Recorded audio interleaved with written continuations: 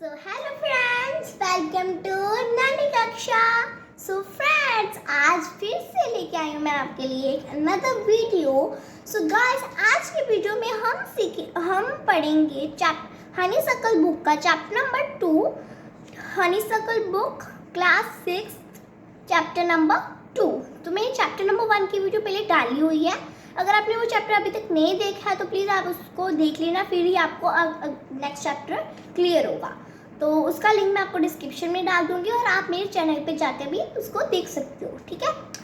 सो चलिए guys start करते हैं हम वीडियो। आज हम हनीसकल बुक का पढ़ेंगे। तो जो पिछली वीडियो थी चैप्टर 1 की, उसमें मैंने पूरी इंट्रोडक्शन करवा दी थी आपको हनीसकल बुक में क्या है क्या नहीं है। तो आज हम chapter number 2 second chapter number पढ़ेंगे। बट चैप्टर नंबर 2 से पहले हम पढ़ेंगे यहाँ पे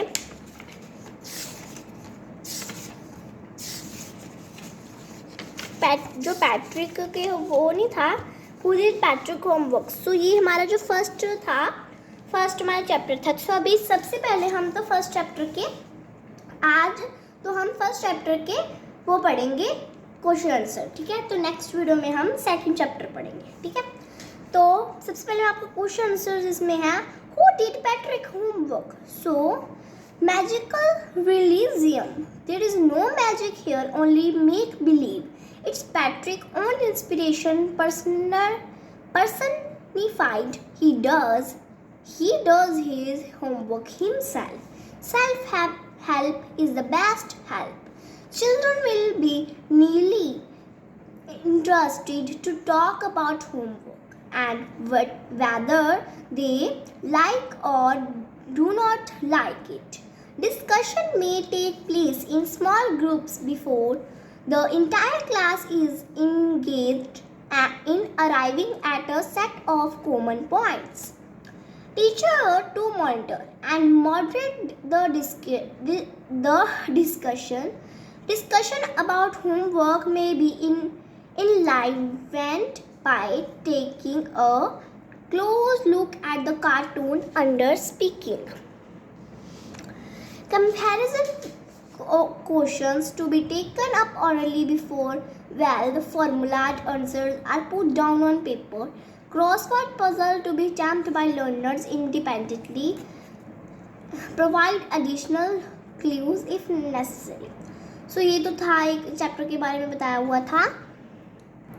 So ये हमारा चैप्टर था, इसका बताया हुआ था। और अब है जो इसके अंदर पोएम भी हमने पढ़ी थी, a house a home. Draw children's attention to the following. There is no place like home. Charity begins at home. The difference between home and house may be exemplified by using house or home appropriately to fill the blanks. So यहाँ पे fill the blanks है कुछ। अगर ये हमारा है भी, इसके अंदर आपने हाउस और होम का डिफरेंस पता ही होगा आपको, जो हमने पोएम रीड कर दिया। तो इसके रिलेटेड कुछ फीलिंग है। He lives in a rented home या house? He lives in rented house. He lives in a rented home नहीं आएगा। होम हमें क्या दिखा था, होम होता है जैसे इसमें फैमिलीज का प्यार होता है, ब्रदर्स सिस्टर्स होते हैं। पर जो रेंट पे लिया होता है वो हमने हाउस रेंट पे लिया होता है, होम कभी भी रेंट पे लिया होता। Rana worked in Singapore for 5 years. Then he returned home. House तो थोड़ा आएगा। हाउस आएगा, हाउस तब होएगा जैसे अगर हमने उस चीज़ ली है तो मतलब वो अपना है ना उसका। He returned home. वो अपने घर आई, अपने जो हम सभी अपने होते हैं तो उनको क्या मतलब जो अपने होते हैं वो होम होता है ना। जैसे हम बाहर कोई हाउस ले लेते हैं, है ना, हम बाहर कोई होम नहीं लेते, हम क्या कहते हैं, हमने कोई रेंट कर लिया हाउस, घर। होम भी घर होता है, हाउस भी घर होता है, बट उसके अंदर कुछ डिफरेंसेस होते हैं जो हमें पता होने चाहिए। Dash is where the heart is. So यहाँ पे क्या आएगा, dash is where the heart is. So ये जो मैं बता रही हूँ ना, सबसे पहले आप इन सबकी के आंसर्स भी मुझे देना कमेंट बॉक्स में, बट मैं आपको आंसर टैली कर दूँगी। So dash is where the heart is, home is where the heart is. जो हमारा घर है वहाँ पर हमारा दिल है. The red dash in front of us belongs to Mr. Lal. The red house in front of us belongs to Mr. Lal. ठीक है, तो इनके कमेंट बॉक्स में भी मुझे देना. और ये था how the dog found himself a new master. ये हमारा चैप्टर नंबर 2 होगा. ठीक है, तो मैंने इसको तो करवा दिया. अब हम चैप्टर नंबर 2 कर देते हैं अपना.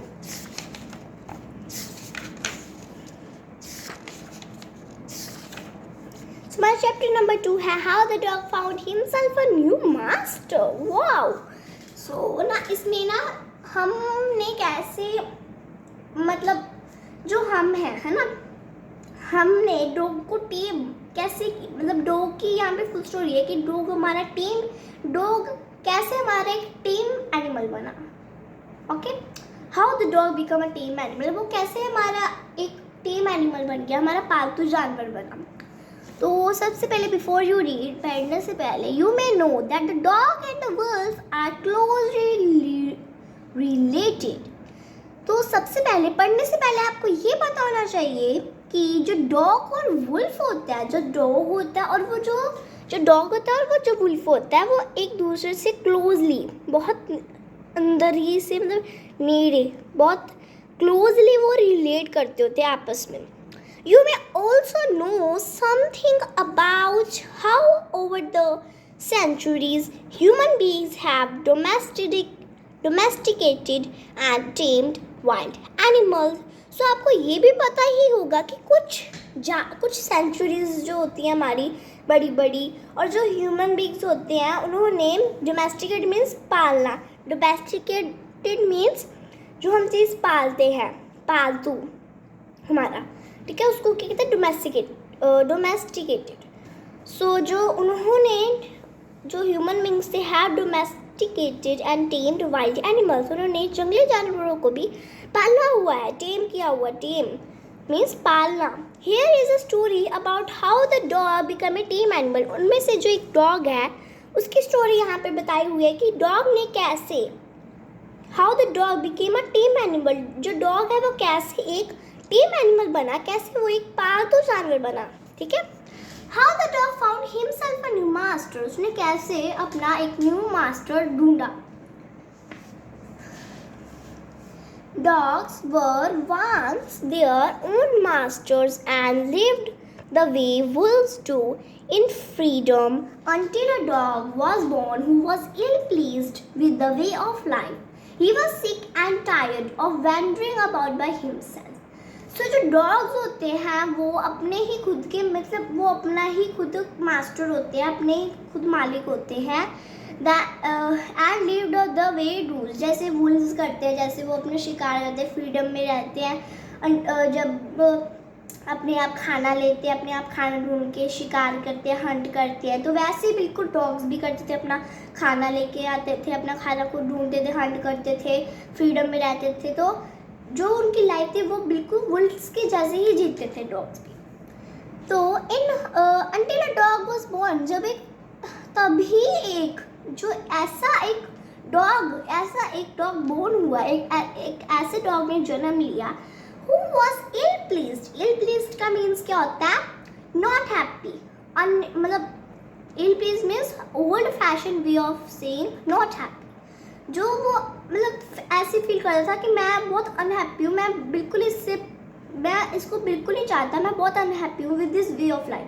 कहता मैं ये जीवन जीते हुए मैं बहुत अनहैप्पी हूँ कि मुझे ये बिल्कुल नहीं ऐसे पसंद कि खुद खाना लेकर आओ, ऐसे करो वैसे करो भी. मैं अपना एक मास्टर ढूंढता हूँ. He was sick and tired of wandering about by himself.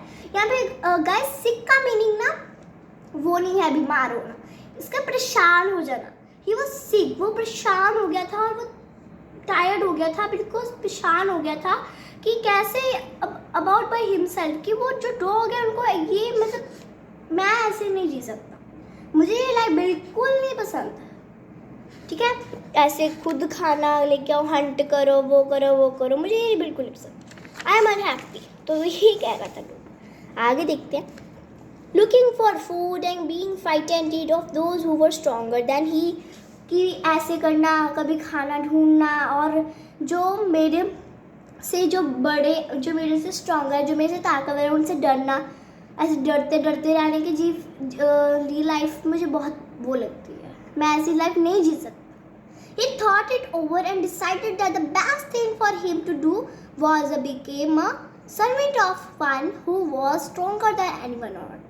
और उसने डिसाइड कर लिया था, उसने सोच लिया था कि मैं ये मेरे लिए अच्छी चीज़ होगी, मतलब ये करता हूँ मैं कि ना मैं अपने लिए ना किसी का ना सर्वेंट बन जाता हूँ जो पूरे अर्थ में who was anyone stronger than the earth, stronger than anyone on earth, कोई जो सबसे स्ट्रॉन्गेस्ट उस आदमी का, मैं उस जानवर या उस आदमी का बनूंगा जो सबसे स्ट्रॉन्गर हो पूरी अर्थ में। And he set out to find such a new master, और वो चल पड़ा। सेटल मीन्स चल, वो टूट गया और अपने मास्टर को ढूंढने के लिए। ही walked and he meet a kinsman of his, और किन्समैन मीन्स अ रिलेटिव, उसका कोई रिलेटिव जब मिल जाता है, रिलेटिव उसको कहते हैं kinsman. He worked and worked, वो चलता रहा और उसको एक अपने रिलेटिव का मिल गया। अब बिग वुल्फ, उसको एक क्या मिला, एक बड़ा सा वुल्फ मिला उसको। Who was as strong as he was fierce, वो इतना स्ट्रॉन्ग था जितना वो फियर्स था, जितना वो वायलेंट था उतना ही वो बहुत ज़्यादा स्ट्रॉन्ग भी था। Where are you going, dog? तो डॉग ने जो वुल्फ था उसने पूछा कि Where are you going, dog? तुम कहाँ जा रहे हो, dog? The wolf asked. I am looking for someone to take my service with. So वो बोलता है कि मैं ऐसा कोई ढूंढ रहा हूँ जो मेरी सर्विस ले, someone take my service with, जो मेरी सर्विस ले और मैं उसका सर्वेंट बन जाऊँ और वो मेरा मास्टर बन जाए। मैं ऐसे किसी को ढूंढ रहा हूँ। Would you like to be my master wolf? So वो कहता ये भी मेरे जैसे है, हाँ ये भी करता है, ये भी स्ट्रॉन्गर दिख रहा है। तो उसने पूछा कि Would you like to my master wolf? उसने पूछा कि हाँ तुम मेरा मास्टर बनोगे क्या wolf? I don't see why not. कहता मैं क्यों सोचूंगा कि मैं क्यों नहीं बनूंगा तुम्हारा मास्टर। और देखो कौन मना करेगा, अगर हम किसी को कहे जैसे वो मेरे अंडर रहेगा तो कौन कहेगा कि मेरा नाम master, I am not your master, है ना। तो वो कहता हाँ मैं बन जाऊंगा, क्यों कहूँगा नॉट, ठीक है वाई नॉट, मैं बन जाता हूँ। The wolf said and this agreed upon the two of them went together, और ये उसने मान लिया और फिर वो दोनों घूमने के लिए चढ़ पड़े, मतलब to of them went on together, वो दोनों इकट्ठे तो मतलब आगे बढ़ रहे थे, वॉक कर रहे थे, जा रहे थे। They walked and they walked. वो चलते गए and all of a sudden, और एक अचानक से the wolf lifted his nose. Lifted means सूंघना, वो अपनी नोज के साथ ना सूंघता है, sniffed सूंघना। Darted quickly off the path, ठीक है।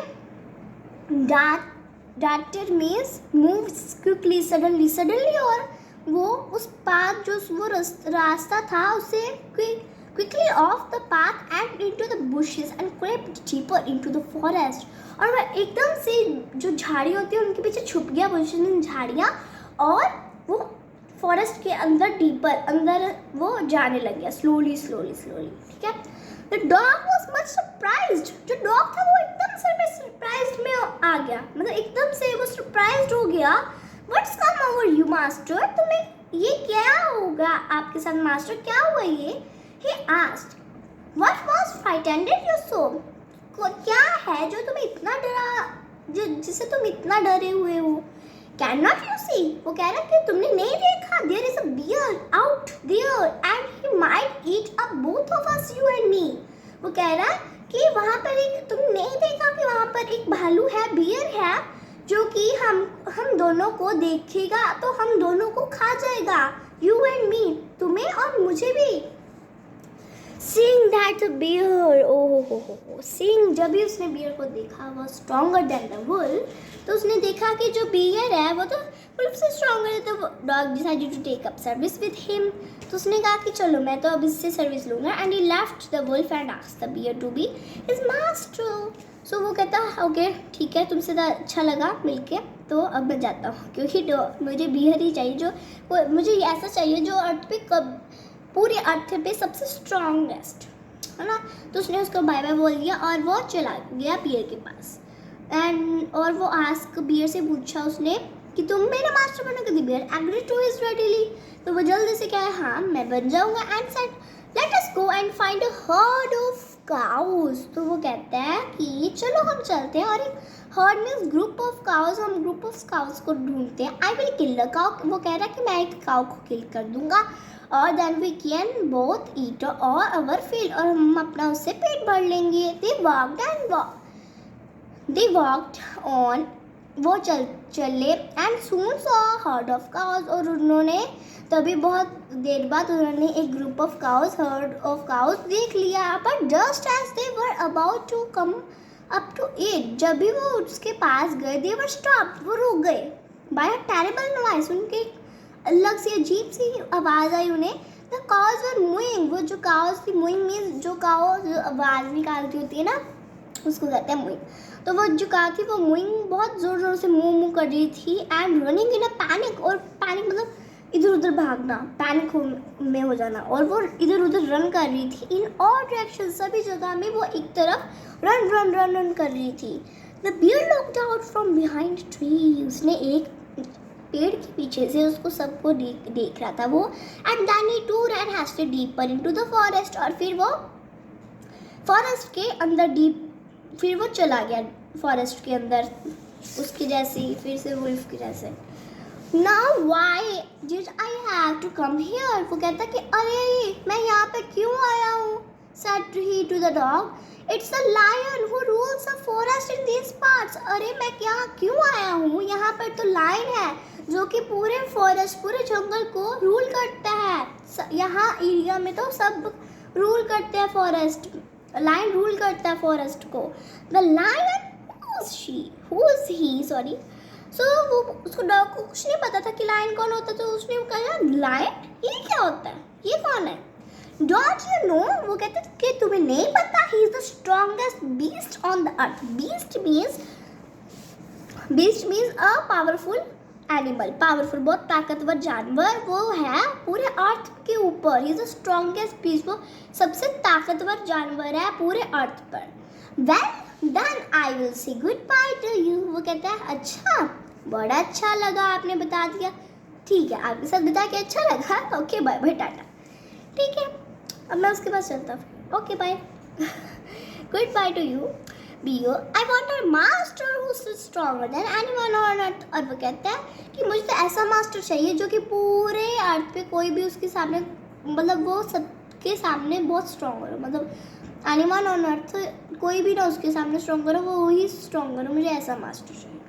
And off the dog went to ask the lion to be his master, और वो वहाँ से चला गया और उसने लायन से पूछा कि तुम मेरे मास्टर बनोगे क्या? The lion agreed to it, उसने कहा हाँ मैं एग्री कर दिया उसने कि हाँ मैं बनूंगा। And the dog stayed with him, और वो डॉग उसके साथ रहने लगा। And served him for a long time, और वो बहुत समय के लिए उसके साथ रहा। It was a good life, वो जो लाइफ थी उसकी बहुत अच्छी चल रही थी। And and he had nothing to complain of, और उसके लिए कुछ भी नहीं था कंप्लेन करने के लिए। फॉर देयर, क्योंकि उसका मास्टर लायन था। For there was no stronger beast in the forest, क्योंकि उस जंगल में इससे स्ट्रॉन्गर कोई भी नहीं था फ्रॉम द लायन के सामने। And no one dared touch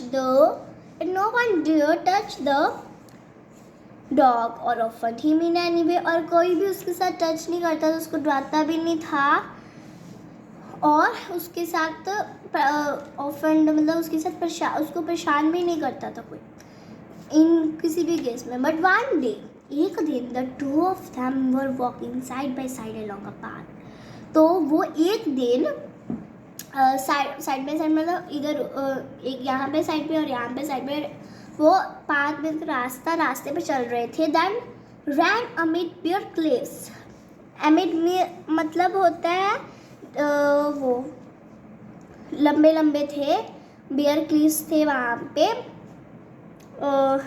ये क्लिफ का मतलब होता है steep high rock often at the sea edge, जो समुद्र के किनारे के बने नहीं होते बड़े बड़े क्लिफ्स, उसको कहते हैं हम एमिड बेयर क्लिफ्स थे when all of a sudden the lion stopped. जब वो आए तो वहाँ पर वो लायन स्टॉप हो गया, रुक गया वो।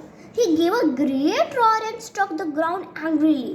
और उसने एक जोर से दहाड़ मारी, रोर किया और जो ग्राउंड था उस वहाँ पर उसको पटका कर मारा एंग्रीली, गुस्से से। विद हिज पा, वो उसके पंजे से। With such force that a hole form there, इतने गुस्से से तो वहाँ पर एक गड्ढा भी हो गया था। Then he began to back away very quietly, और फिर वो वापस चला गया बहुत शांति से। फिर डॉग ने पूछा, व्हाट इज इट मास्टर? क्या हुआ मास्टर? Is anything wrong? क्या कुछ गलत हुआ है? आज द डॉग सरप्राइज्ड, वो सरप्राइज रह गया। I smell a man coming this way. तो वो कहता है कि मैंने ना एक मैन की स्मेल, मतलब मुझे ना स्मेल आ रही है मैन की, कि वो यहाँ पर ही आ रहा है। ठीक है, तो कमिंग दिस वे, यहाँ पर ही आ रहा है। The lion said, we will better run for it और वी विल इन ट्रबल। वो कहता है कि हम यहाँ से, हमारे लिए भागना ही अच्छा होगा, नहीं तो हम ट्रबल, हमें मुसीबत में पड़ जाएंगे। Oh well then I will say good bye to you. तो वो कहता है अच्छा, बड़ा अच्छा आपने बता दिया, ठीक है गुड बाय, ठीक है आपके साथ अच्छा लगा, बाय बाय, जा रहा हूँ मैं। आई want a master stronger than anyone. वो कहता है कि हाँ ठीक है, तो मैं गुड बाय टू लायन, उसने गुड बाय कह दी, और मुझसे ऐसा मास्टर चाहिए जो पूरी अर्थ में स्ट्रॉन्गर हो। उसको तो बस इसका ही था कि वो मुझे पूरा स्ट्रॉन्गर मास्टर मिले, जो कि यहाँ पर अर्थ पे कोई भी नहीं है ना, तो ऐसा उसको चाहिए था। And off the dog went to join the man, और फिर वो मैन के साथ और फिर उसने मैन को ज्वाइन कर लिया। And he stayed with him and served him faithfully, और वो उसके साथ रहता था और उसके साथ उसको served faithfully, faithfully means loyally, बहुत अच्छी तरह से उसको फेथफुल करता था। दिस हैपेंड लॉन्ग लॉन्ग गो, ये तो बहुत बहुत पुराने ज़माने में भी हुआ था, बहुत लॉन्ग लॉन्ग गो, बहुत पहले। But to this day the man is most loyal. तो बट ये इस दिन से लेकर उस दिन तक जो मैन है वो सबसे ज़्यादा लॉयल रहा, सर्वेंट रहा है। एंड नो अदर मास्टर, और उसको कोई भी अदर मास्टर नहीं चाहिए।